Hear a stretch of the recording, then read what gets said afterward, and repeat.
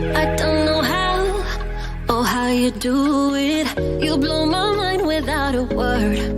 Ooh, stuck upside down. I might be dreaming. There's no way back now. Take every inch of my body. Wanna dance with you all night long. Dive in, babe, you know we can't stop this. Come on, show me what you got. 'Cause I don't care if they think we're mad to be falling in love with you. I'll do it again and again and again and again.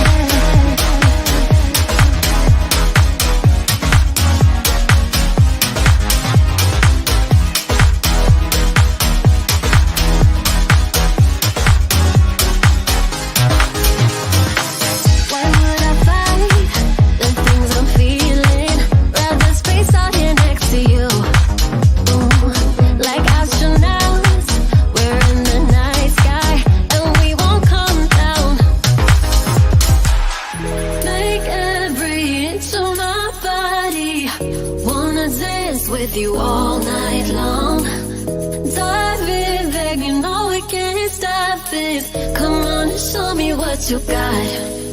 'Cause I don't care if they think we're mad to be falling in love with you. I'll do it again and again and again and again.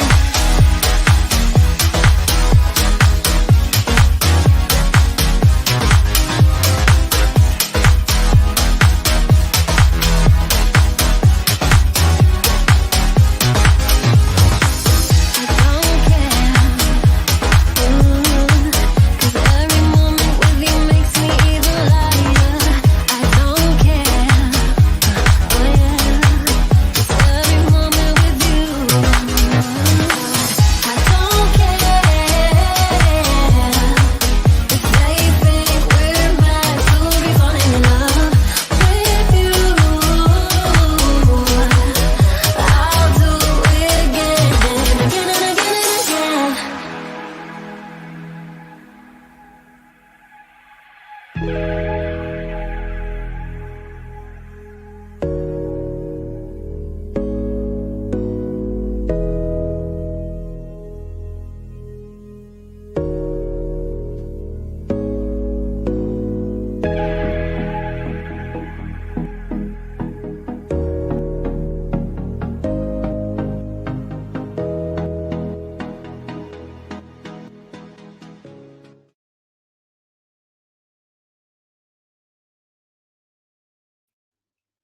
Hello, everyone. Happy Sunday. Hope you're all lovely. And if you're in the UK, enjoying the sunshine. We have been having some incredible weather. Sun has truly come out for us. I had quite a busy weekend because I was away for someone's graduation. So if you follow me on my personal gram, then you'll know a little bit more about that. That's what I was busy with, and very proud moment for our family over this weekend. And I really just wanted to enjoy it. But I did manage to sneak in one podcast. So thank you for being patient with me so I could enjoy my weekend. And as you all know, I have also been working on my upcoming royal book. So I've also been quite busy with that. So once I finish that, we will go back to a more consistent schedule. But please bear with me because I think it will be worth it because the book is shaping up to be something special. Right. Just a couple of reminders. On the 25th, so on Thursday, we have the documentary with Harry talking about phone hacking, but also we have some other prominent figures who were victims of phone hacking who will also be speaking mostly from the UK here. Paul Gascoigne, former footballer, Hugh Grant, and also Charlotte Church, a musician. So this is going to be very interesting, and as usual, but let's be honest, we are all used to it by now. Prepare for all of the usual nonsense that comes whenever Harry and Meghan are going to, speak truth to power.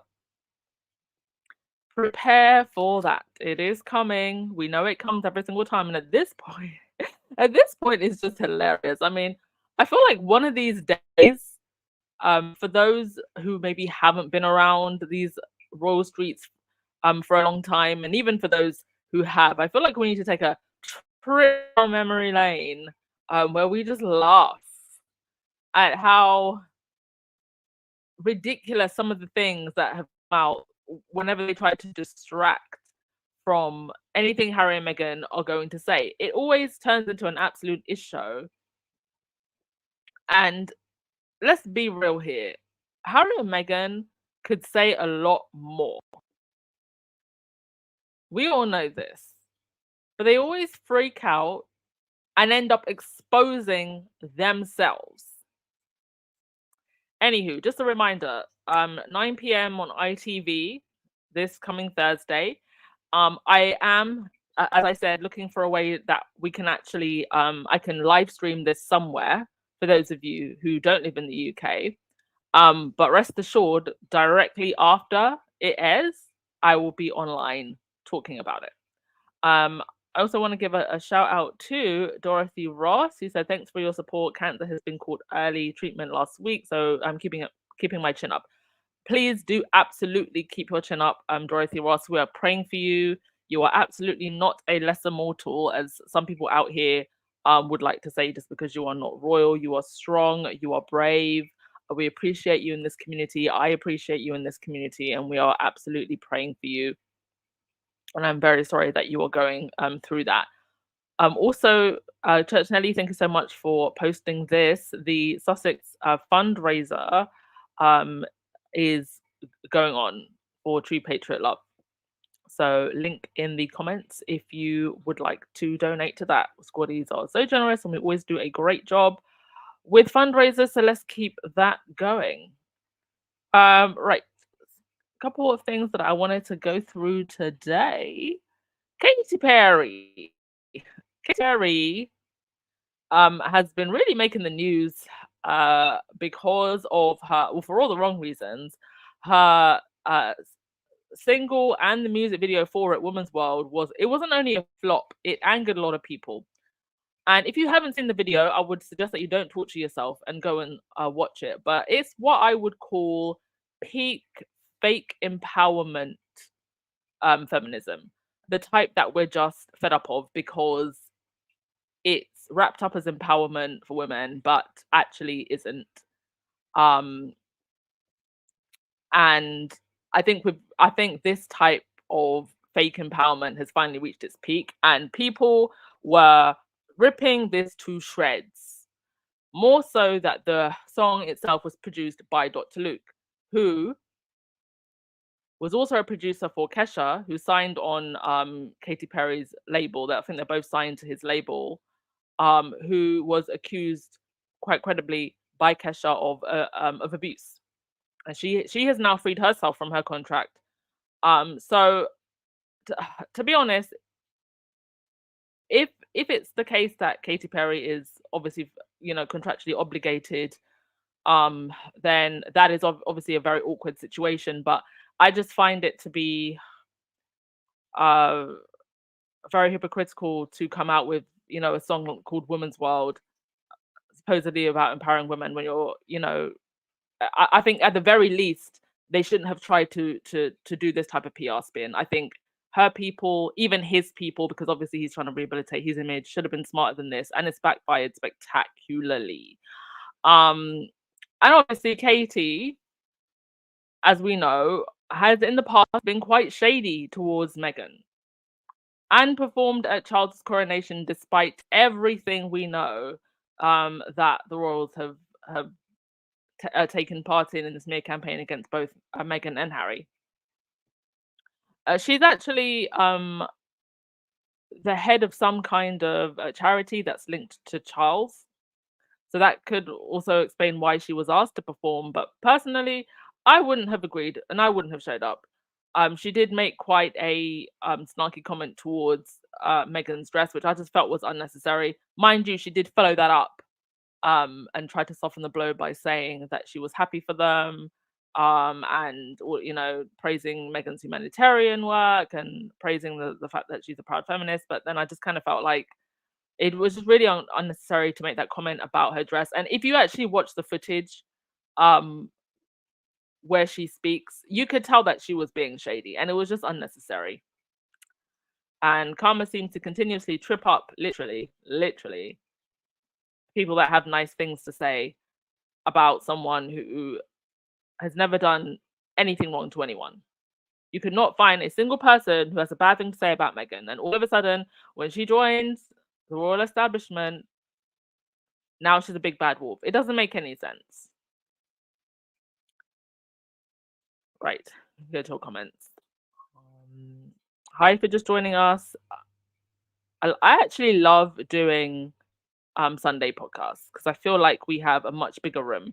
Does anybody want me to do Truth or Dilly? Since the coronation just flopped again. Listen, the other royals at this point are like just bad luck. You don't want anything to do with it or to do with it. I mean, look, someone actually posted this on Twitter, the World's Effect. Wimbledon viewing figures down, and this is at the men's final, by the way, where Kate showed up. England losing. It's just bad karma everywhere. Yeah, she attacked Meghan's wedding dress, but look at that lavender monstrosity. Talking about ill-fitting, excuse me. I just think it's so unnecessary to make comments like that about another woman, especially being that was the beginning of when the smear campaign really got amped up because they were trying to stop the wedding.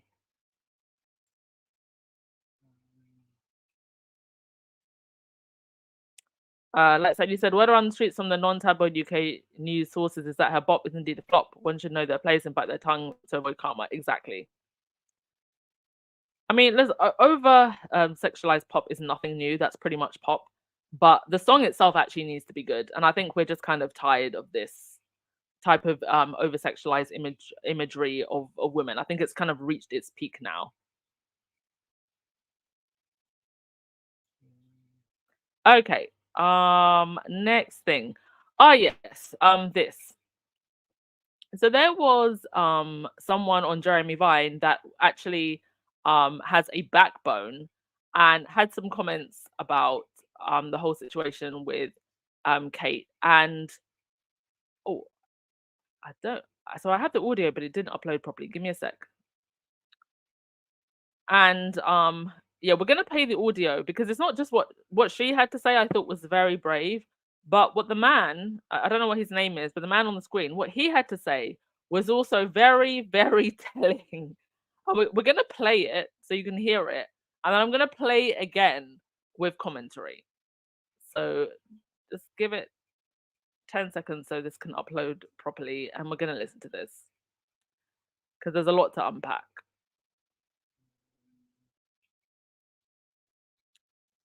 All right, here we go. What about that? Yeah, so I totally understand why people were delighted to see her. It's good to see her looking well, etc. And, that is beautiful. However, I felt slightly uncomfortable with this because of just thinking about everybody else that's going through cancer treatment. And because I think they were clapping for everybody in a way. But that's the value of it in a way. If the British royal family have any sort of value to us, it's symbolic, isn't it? So you put those emotions. We don't really know these people, so we're projecting our emotions of stuff we know in our life. I know someone who's having an operation this week. It's brutal. She's got to keep the show on the road with the kids. She's got to work. It's real struggle, right? And I'm just saying that I understand totally. Everyone's like, oh, thank God, everybody loves her, right? Of course. And it's wonderful to see her looking healthy and well and happy. But she's going to the tennis, and that's a nice thing. And I just wonder whether I personally think some people will find that a little bit like, okay, you know, I wish I could have the same kind of fortunate position. Do you see what I mean? Yeah, I just thought it was worth bringing that little But note I think in a way, we clap for her because we clap for everyone, and it's supporting her through her illness, I guess. Yeah. Of course, the main event was 21-year-old Carlos Alcaraz defending his men's singles. What about that? Yeah, so I totally understand why people...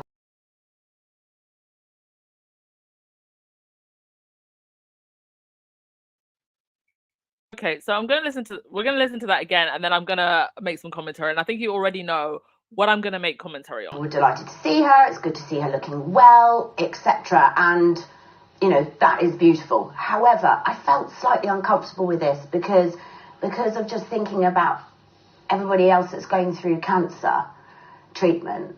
And because I think they were clapping for everybody in a way. But that's the value of it in a way. If the British royal family have any sort of value to us, it's symbolic, isn't it? So you put. So he says, if the British royal family has any value to us, it's symbolic. So are we justifying the tens of millions that we pay towards the individual members of the royal family just because they're symbolic? Those emotions. We don't really know these people, so we're projecting our emotions of stuff we know in our life. I know someone who's having... So he says we don't really know these people. We're just projecting our emotions on things happening in our lives on these people to the cost of over 145 million a year. You are paying 145 million a year to project your feelings onto extortionately wealthy people who live in a completely different world from you. And I mean, this is what critics say all the time and are criticized for it. But now we have someone who's just out and saying it. I mean, is it worth paying 145 million to people who are already wealthy just to project our feelings onto these people who live in a completely different world from you? Mind you, I have always said that you know, things like the royal castles or you know, certain monuments, certain traditions, you know, events and stuff should be kept in place, and actually they can pay for themselves. People can pay entry to those things. They can continue to you know, be part of our British culture and British life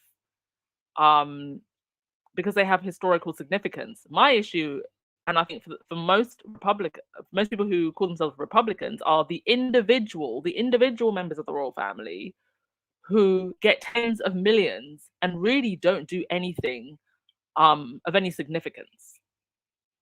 An operation this week. It's brutal. She's got to keep the show on the road with the kids.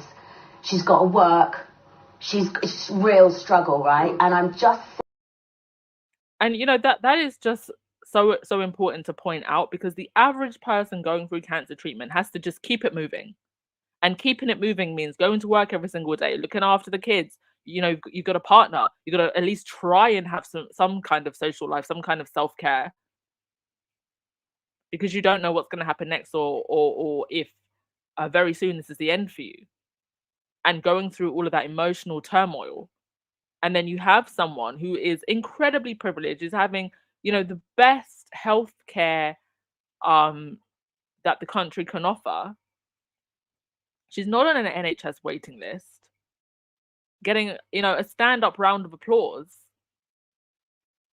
when, you know, she's not struggling like the average person. And since all of this started, I don't think we've had any... I mean, who is it? Kaiser pointed this out. I think I have it on the slide. She said, I don't think Kate has engaged at all with any cancer charities. And she said, I think Gemma Fort's comments here are completely appropriate, and it's interesting to see someone hedge around why it's been sort of bizarre to see Kate at her 2 public appearances this year. There's a feeling of she can do this, but not anything else. Zooming to support a cancer charity or having video conferences with cancer patients would go a long way. And it's like, even that itself, it's like the bare minimum. And to know that she would be praised for that, like Zooming, a cancer charity or a cancer patient. What we actually need is the funding of research, the elevation of people in this field to give them a platform to speak. They're the ones that need the platform. They're the ones that need the round of applause. The actual doctors and researchers that are working on this. I'm not princesses that show up to Wimbledon to hold a golden cup. And there are so many people with cancer who have it a lot harder. It's the lesser mortals issues from last month too, when the Telegraph boldly proclaimed that Kate deserved to be praised lavishly for attending trooping when lesser mortals would have stayed at home. Lesser mortals being people with cancer and not enough access or support. At least I didn't say that lesser mortals would have avoided coming to Wimbledon. That exactly. Saying that I understand totally. Everyone's like, oh, thank God, everybody loves her, right? Of course. And it's wonderful to see her looking healthy and well and happy. But she's going to the tennis, and that's a nice thing. And I just wonder whether, I personally think some people will find that a little bit like, okay, I wish I could have the same kind of fortunate position. Do you see what I mean? Yeah, I just thought it was worth bringing that little But note. I think we clap for her because we clap for everyone, and it's supporting her through her illness, I guess. Yeah. Of course, the main event was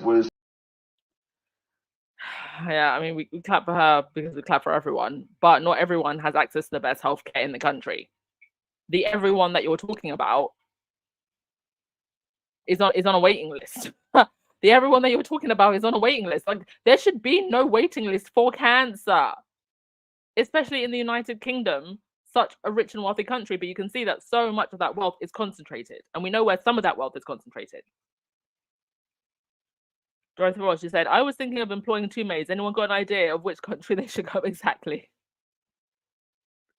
I mean, it's just, and they have maids, they have servants.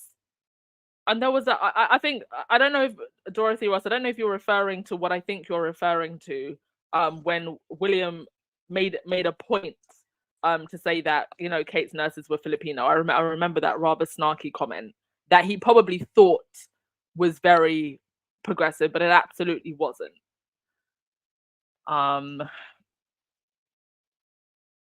Dear Black Queen, clapping for everyone.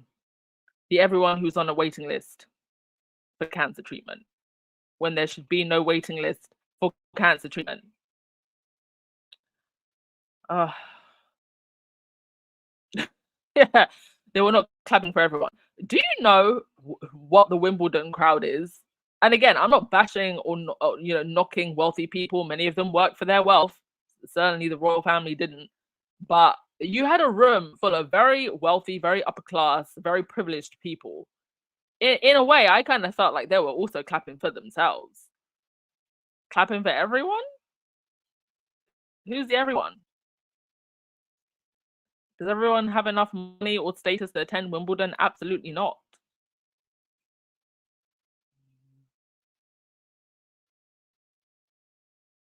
Okay. Mosa, you said, my mum doesn't have cancer, but she has an autoimmune disease that gave her 2 transplants and a heart attack. Single mum still has to keep going. I pray for your mum, my dear. And this is the unfortunate reality for most people. We just have to keep going no matter what. I pray for strength for your mum, dear. Thank you very much for sharing that.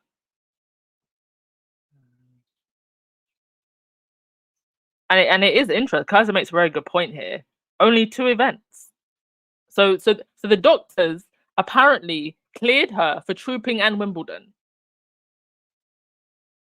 She was fit enough to go for trooping and Wimbledon.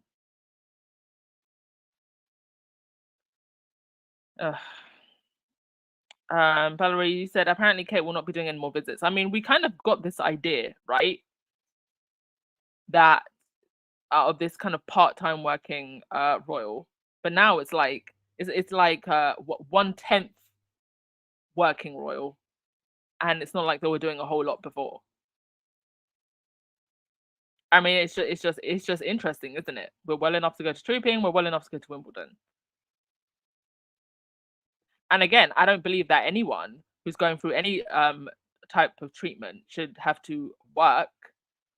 But we are talking work with a small W here, because the work here is sitting in a golden carriage and going to the most elite sports event of the year. Hi, Darlene. We are indeed live. Okay. Let's get on to some slightly more positive news. Omid is living his best life. So Omid Scobie's Buckingham Palace book Royal Spin lands at Universal TV for series development with writer Emily Fox. Good news for TV viewers who can't get enough of the British royal family. Following the end of The Crown, another high-profile drama series is set in the world. Series set in that world is coming together. It hails from Omid Scobie, author of Finding Freedom, and author of Endgame, the two most talked about books on the royals in the past few years. Following a major bidding war, Universal Television has acquired the rights to Scobie and Robin Benway's upcoming book Royal Spin for its series development. I hear 9 studios pursued the titles, resulting in 7-figure offers. Marking Scobie's fictional debut, Royal Spin is a fish-out-of-water workplace drama which follows an American press agent who leaves behind her high-octane career in DC for a communications job at Buckingham Palace. Oh wow, this is going to be a hell of a show, because a lot of it is going to be inspired by real life. Scobie, a journalist, author, and broadcaster who has covered the British royal family since 2011, conceived the story. He is developing and co-creating the series with TV writer, producer, showrunner Emily Fox, who will write the pilot script and serve as showrunner. Fox, Scobie, and Benway all executive produce. In Royal Spin, the British monarchy reeling from a wave of scandals, young American politico Lauren O'Connell is plucked from the White House to breathe new life into the Buckingham Palace communications team and help the royal family's streak of bad press. But in an institution steeped in tradition and strict protocol, change isn't easy or welcome. It turns out that the royal household can be just as messy and confusing as Capitol Hill. That's an understatement. Faced with never-ending culture clashes, displeased royal aides, and intimidating titles, a risky new love interest, this fish out of water is determined to prove she's got what it takes and might even find herself in the process. Offering a fresh take that beautifully blends wit and romance, Royal Spin is a deeply entertaining exploration of the world's enduring fascination with the royal family, said Vivian Cannon, Universal's TV's EVP Drama Development. We're delighted to have landed the rights to this fascinating story and thrilled to be collaborating with Emily, Omid, and Robin to bring it to life for TV audiences. The fish out of water premise, culture clashes, and romance of Royal Spin have a little bit of Emily in Paris feel to it. The story also draws parallels to Meghan Markle's experience as an American woman being thrust into the world of the British royal family. Well, that most definitely sounds interesting, and good for Omid. Good for him, because out of all of the royal reporters, he has been the most fair. Just fair. He has not fallen prey to, tacky gossip. He's also not, as much as certain parts of the British media want to paint him as, he's also not a spokesperson or a mouthpiece for Harry and Meghan. I just think he has tried to be fair and truthful. And with a couple of hiccups, yes, there was, there's a few things in the squad said about Finding Freedom. But otherwise, I'm happy for Omid. And I think it just shows that in the end, having a high sense of morals pays off. Because it's the other royal rota rats who are now struggling. I mean, when is the last time you even heard Emily Andrews' name? Emily Andrews, Camilla Tominey. I mean, I felt like they used to trend all the damn time. Emily Andrews, who at one point was up at 2 a.m. in the morning tweeting about Meghan. Pathetic. And where has all of this hate gotten them? Now they are left out in the cold. They know nothing. But they seem to want to behave that they know exactly the type of toothpaste that Meghan uses. They know nothing. everything that they make up is lies, and they have been completely shut out. And slowly, this hate train, slowly, it could go a little bit faster, but we're getting there. It's coming to an end very quickly, not becoming profitable. You know, people like this. Remember this guy, Gary Janetti, now saying, I was never interested in the royal family in the slightest. And yet you made a whole cartoon series that very quickly got cancelled, by the way, because it was awful. In which, I mean, he was making fun of the royal family in general, but there was a lot of vitriol towards Meghan and Harry in this. And there was also the very creepy way in which this guy was posting about George, and the way George in particular was portrayed in this, a child. He had to actually delete some of his posts. And he's now saying, no interest in the royal family. No, like he's not interested. It's that being mean towards Meghan is no profitable in the way that it used to be. That's what this is really about. And they're all learning this. So let me just read this.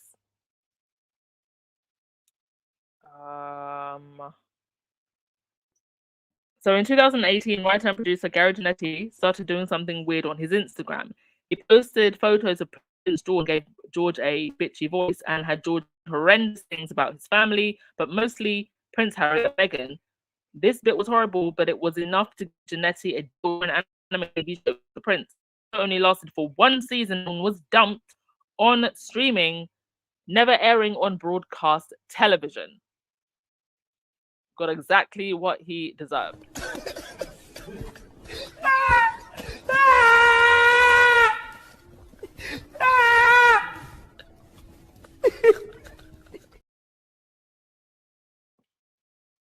At first, the British media loved Janetti because they thought he was a royalist saying bitchy things about Meghan and Harry.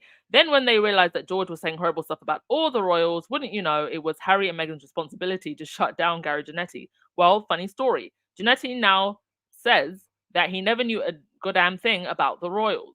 Oh, he didn't know anything about the royals, but he knew to make character George say nasty things about Harry and Meghan. He knew to be nasty to Harry and Meghan. Saying, sorry, royal family fans, Gary Janetti is not keeping up with the monarchy. I was actually never interested in the royal family in the slightest, Janetti, 58, told US Weekly exclusively while promoting his third book of essays. I know that seems strange. Janetti's Instagram account gained popularity after he turned Prince George, the eldest son of William and Kate, into a meme with his own voice. As his following grew, Janetti offered a unique chance to bring the meme account to life with the HBO animated series. He says, it was just, to me, all fictitious. Well, you know what wasn't fictitious? The real life bullying. And you added to that. It was just a world that I created based on a personality that I started giving them. It was never something I was interested in at all. Isn't that weird? He said it was freeing for him to give George, now 10, his own satirical reactions to everything going on at the time with the British royals. He says, I had no associations with any of it. It was only meant to be silly, and that's it, he added. I didn't even know some of their names or who these people were. I don't believe that. I do not believe that one darn bit. So Kaiser ends by saying he's acting like it's all fun and games, but he used George's image to say some really nasty-ish about Meghan in particular. So he 100% knew to be nasty to Meghan somehow. And 100% probably from his own bigotry, but also from what was being said in the British tabloids. So he's saying I didn't know anything, but he knew enough from the trash British tabloids to have character 10-year-old George saying nasty things about Auntie Meghan. Janetti even had to clean up his Instagram account to get the show greenlighted. Yeah, because some of the things that he was posting about George were just completely inappropriate.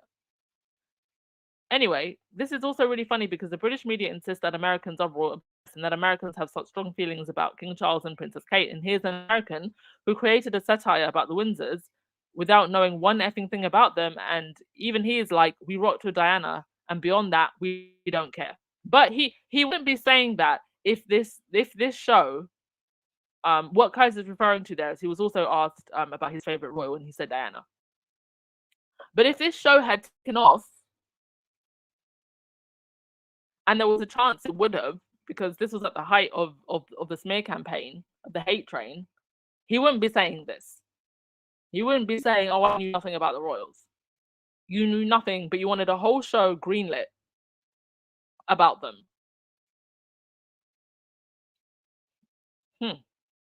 And I can bet now that a lot of these royal rotor rats are sincerely regretting a lot of what they have said and done in the past. Not necessarily because they feel bad about it, but because their money train is slowing down. Right. Thank you so much for Elaine Parker for being a member for 25 months. Much appreciated. By the way, folks, if you do want to become a member, may I please suggest that you do it through Buy Me a Coffee, but through YouTube is fine as well. It's just preferred that it's through Buy Me a Coffee. Thank you.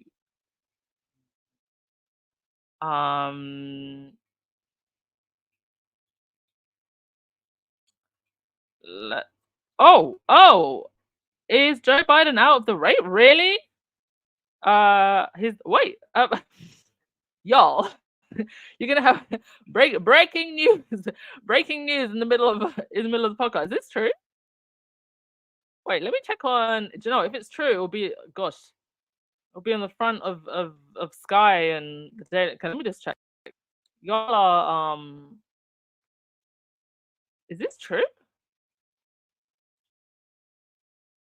I can't see anything on Sky News. Be careful, folks. You know how it is. You know how it is these days with fake news. Oh no, okay, it's literally on the front cover of the Daily Fail. Yes, there has dropped 24 race after debate. Well, yeah, I mean this debate had been raging for a while. I mean, to my American friends, is there a feeling that Kamala Harris can't win? And if that is the case, why? I mean, on a very surface level, I feel like I understand. I feel like I know the answer to that question. But I don't know what the general temperature around Kamala Harris is. But yeah, Joe Biden has pulled out the race.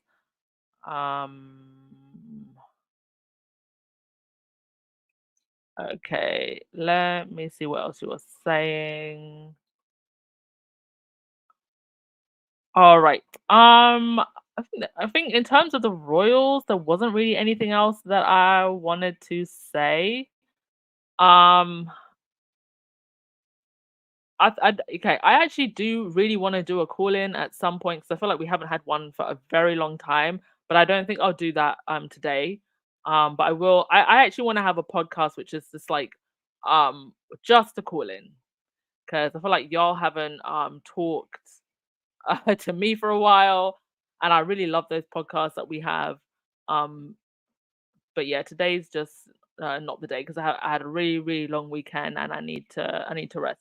But let me say thank you so much to our card stuff for buying a coffee, and also to Anonymous, whoever you are, for buying a coffee. Much appreciated. Yeah. Most of you are just saying because she's a biracial black woman, yeah. But Yeah, I feel like me and Lightside we'll go have a conversation and she'll educate me later. And then I feel like I can come back a little bit more educated and maybe we can have that discussion then. Alan Vernon, thank you so much for the super sticker. Much appreciated. As always. Carter, you said pray for the USA will be a mess if Trump wins. Yeah. I mean, it's not just the US. It's gonna have significant impact on political relations between the US and all other countries as well. So pray for everyone, but I mean, especially pray for you, but pray for everyone. All right, folks, I'm gonna wrap things up. Thank you as always. Thank you to all of the mod squad. You are badass. Thank you for all being very, very patient with me. I know I'm not being consistent, but I am, as you all know, working on a very cool royal book. And before we roll out, I'm gonna play you the trailer. Enjoy. Been working on this for a few weeks now. I hope you like it.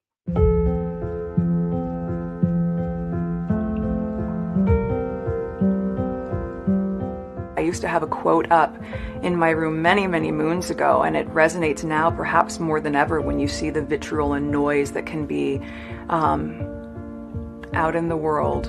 And it's by Georgia O'Keeffe, and it's, "I've already settled it for myself, so flattery and criticism go down the same drain, and I am quite free."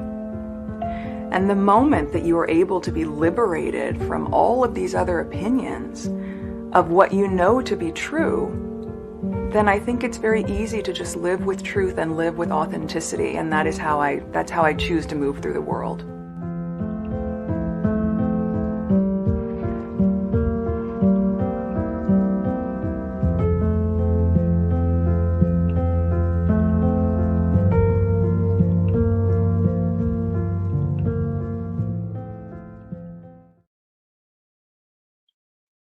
Yes, that was Royal Codes, a guide to gracefully breaking all the rules. And, you know, like I said, the book is not about Meghan at all. It's just inspired by everything we've seen in the last 7 years and all of the life lessons that one can take from that. Because goodness knows that the lessons are many, they are endless, and they are lessons that we can all get strength and knowledge from. So Royal Codes, a guide to gracefully breaking all the rules and knowing your worth, is coming soon. And initially, when the book comes out, it will be available on Amazon. I will try and get it on Barnes & Noble, on Apple. It's probably going to be a while before I get the audio book done, because I'm self-publishing and that costs extra, and also translations as well. So all of that will be coming. I hope you liked the trailer. I was trying to think of a way that I could just encompass the overall vibe of the book, and I think also represent the community of women that we have in the Sussex Squad. So I hope you like the trailer. I'll play it like as the weeks go on. And yeah, that's, like I said, that's just what I've been working on, consistent. So please do be patient with me. And I will end with cookies and creams words. Yes, everyone, please continue to pray for the Sussexes, each other, and the world.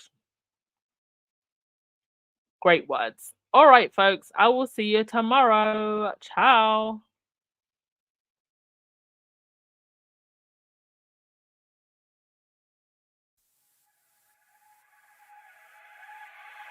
I don't know how or how you do it. You blow my mind without a word. Ooh, stuck upside down. I might be dreaming. There's no way back now. Take every inch of my body. Wanna dance with you all night long. Dive in, babe, you know we can't stop this. show me what you got. 'Cause I don't care if they think we're mad to be falling in love with you. I'll do it again and again and again and again.